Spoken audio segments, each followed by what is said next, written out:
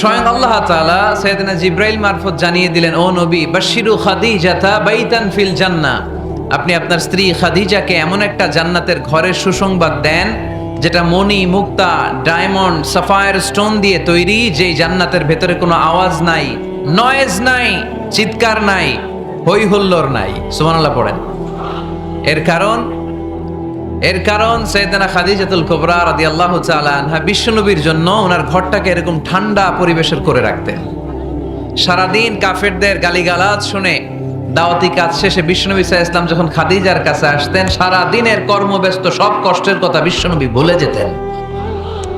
এমন ঘর বানিয়ে রাখতেন হাজবেন্ডের জন্য, ওই ঘরে ঢুকলেই একটা ঠান্ডা হিমেল বাতাস বিশ্বনবীর হৃদয়টাকে জুড়িয়ে দিত। এজন্য ওনার উপহারও হবে জান্নাতে এমন ঘর, যে এই ঘরটাতে ঢুকলে হৃদয় ঠান্ডা হয়ে যায়। ওখানে কোনো আওয়াজ নাই, হট্টগোল নাই, গন্ডগোল নাই।